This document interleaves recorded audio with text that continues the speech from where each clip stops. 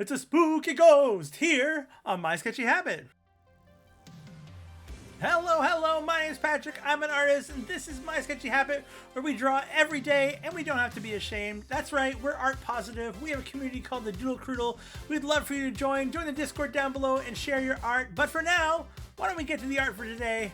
We are gonna do some chats about how to draw ghosts. I've got 3 different ways to draw ghosts, and I'll show you it a few times and chat about it. Let's get to the art. So today we're drawing ghosts, and you can see here I'm just doodling away some ghosts.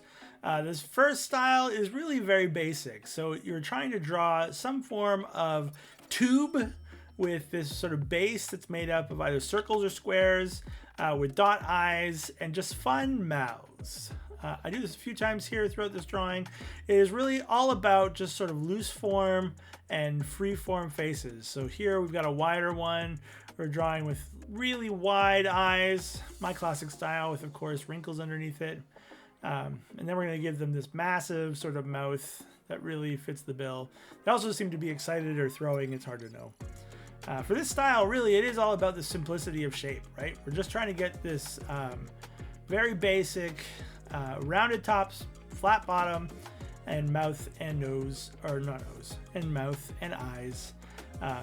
You can start in any way you want, but ultimately, if you pair an eye, a mouth, with the shape of rounded with a flat or round bottom, you're going to find yourself with something of a ghost. These are 6 different ways that I decided to draw ghosts today, and yeah, I hope you really like them. Give them a try yourself. We've got more ghosts coming up. It's game time, and today I gave myself a challenge to do Pokemon speed draws. That's right, we're doing Pokemon speed draws. I had 1 minute to draw this Pokemon. Can you guess what it is before time is up? Good luck.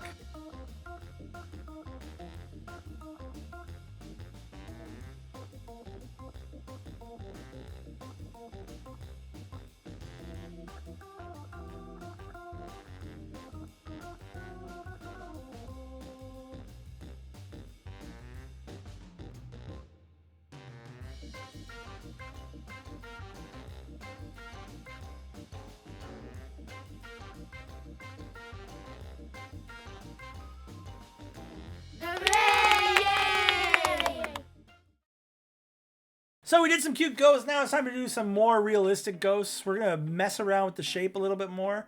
Rather than just being a tube, we're going to shrink and grow it. We're also going to create really long, shadowy faces. You can see here the eyes on this one are very shadowy. We're also putting more wrinkles into it. So we just want to take lines and follow the shape that we've created for it. We're going to do that again here. I think this time we're starting with sort of the hollowness of an eye or a nose, or not a nose, a mouth. We'll see what it ends up being in just a minute. Even I don't quite remember.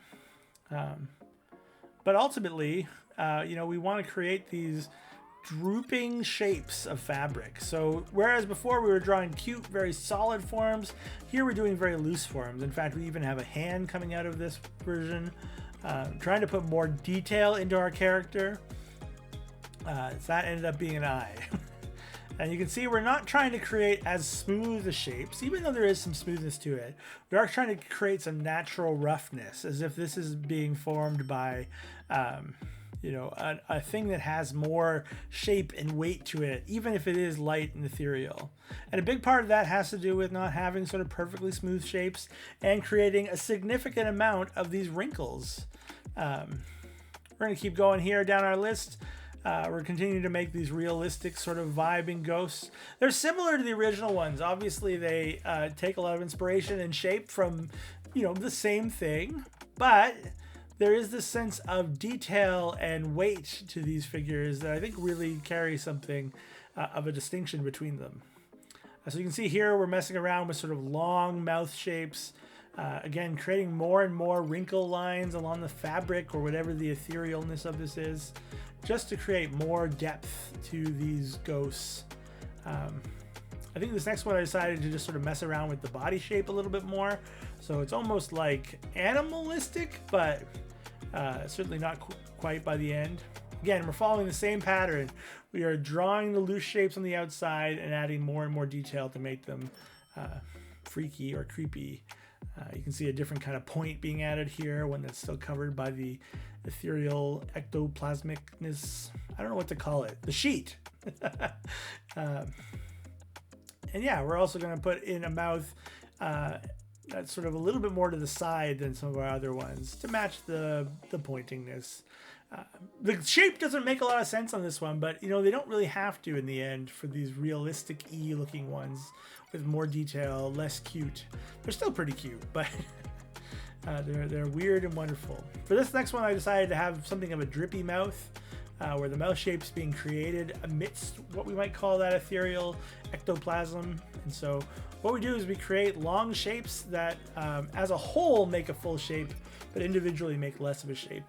And then it's just a matter of, again, building up these detailed lines, not going for as solid a shapes as in our more cartoony ones, but pushing it to be detailed with, you know, rough lines matching the weight of the fabric, lines matching where there would be tension pulling. Like in this one with his arms up, there's going to be tension in the arms. And yeah, I think one of the important things to realize about trying to learn to draw something is to just give yourself space to draw it. You'll notice in this particular video style, I've drawn 6 + 5 ghosts, and that's basically par for the course. Try and try again. See what you get. We'll be back with more in just a second. It's time for the dad joke, bad joke, where it's time for the dad joke, bad joke. My dad sends me a joke every single day in WhatsApp. I collect them up so I can give them back to you. And today we've got a ghost-related joke. What did the ghost wear to improve his eyesight? What did the ghost wear to improve his eyesight? Spookticles. Spookticles. Like spooky. It's the dad joke, bad joke. Let's get back to the art. So for our last set of ghosts, I wanted to really try to pull in some style choices. Basically, we're going for these much more crazy eyes, almost similar to the leftmost ghost in the middle. But then we're going to make our bodies a little bit more to a point at the bottom instead of flat on the bottom, to sort of imply a little bit more flying. The other ones seem to have some weight to them. And so we're going to go with this crazy sort of ghost style. And you can see here, we're trying to hold some of the similarities between them with this extra draping sort of form. The head is often very bulbous in this style. And again, it's just experimental design. We just keep trying and trying again until we find things that we like. A lot of these ghosts I love, a lot of these ghosts are weird, and that's okay. We're just filling in a doodle sheet, having some fun, doing our best to practice drawing a thing that we don't draw that often. And in the end, I think it's super fun. You can actually see this one has a little bit of a blend between some of the more detailed and less detailed of the first two. And we're just wrapping up with one more, maybe 2 more ghosts. I think this is a really fun way to learn. Just draw and draw again. Make decisions. Try to tighten things up. Try to restrict yourself to, you know, realistic or not realistic styles, and just play around with it and see what you get. They all sort of seem fun and weird and interesting. And yeah, I'd love to see the ghosts that you're working on. This is my how to draw a ghost in a bunch of different ways. Let's check out the final reveal.